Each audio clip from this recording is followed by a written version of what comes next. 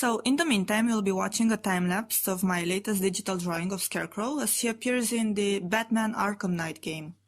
He's one of my favorite villains and I really liked his design in this game. That's why I've been dying to draw him for quite some time. So I first started making digital art back in 2010 when I first bought my graphic tablet. It was a Wacom Bamboo Fun. And the moment I've started using the tablet to draw, I've never actually done a traditional drawing again, except for small drawings in my sketchbook. Until then, I was, of course, drawing traditionally, but to be honest, I've never had the time to improve my skills with traditional art. So if I were to try to make this drawing you see now with traditional media, I'd be completely lost. I wouldn't even know where to start. So for me, and me alone, digital art was the answer to my quest for finding an artistic path that suits me. Of course, I'm not making this video to prove that digital art in a way or another is better than traditional art. On the contrary, I believe this comparison between these two media shouldn't even be made, ever.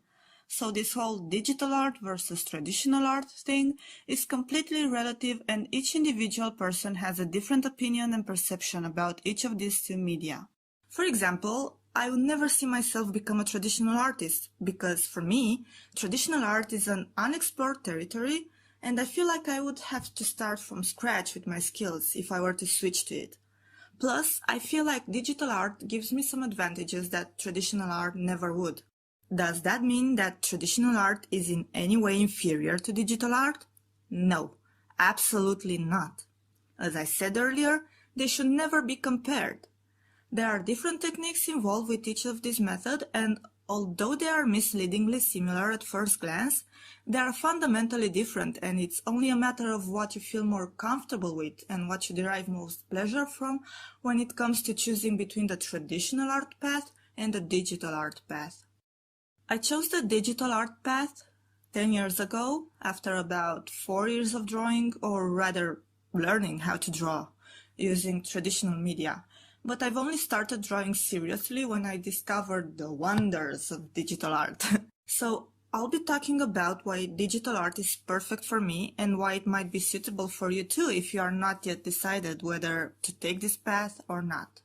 First of all, as you might have guessed it already, the biggest advantage digital art has is how easy it is to correct mistakes.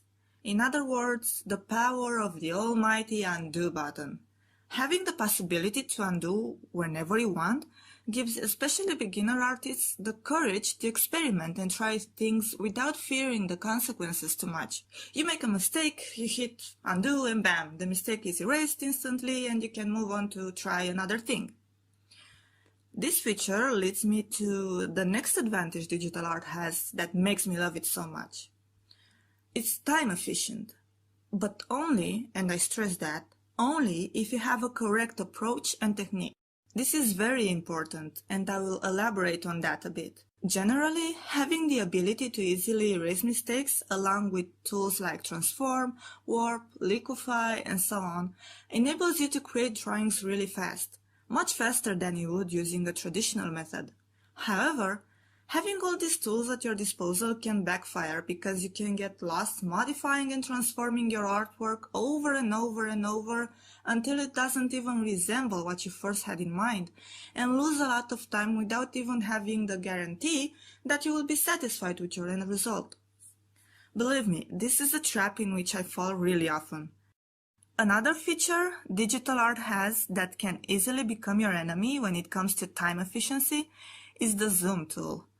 While it can be an ally if used correctly, zooming too much can make it very tempting to focus on tiny details that take a huge amount of time, but aren't even visible when you zoom out.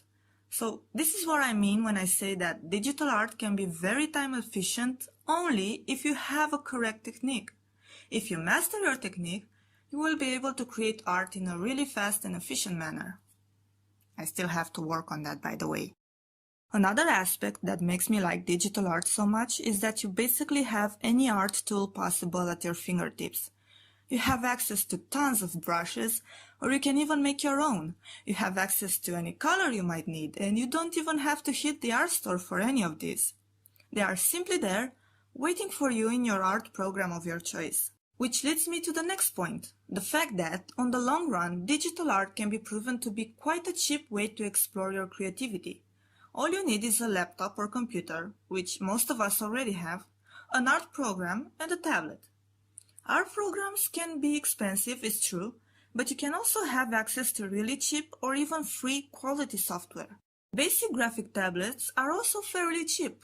Of course, you can spend tons of money on those display tablets, but I will not get into that.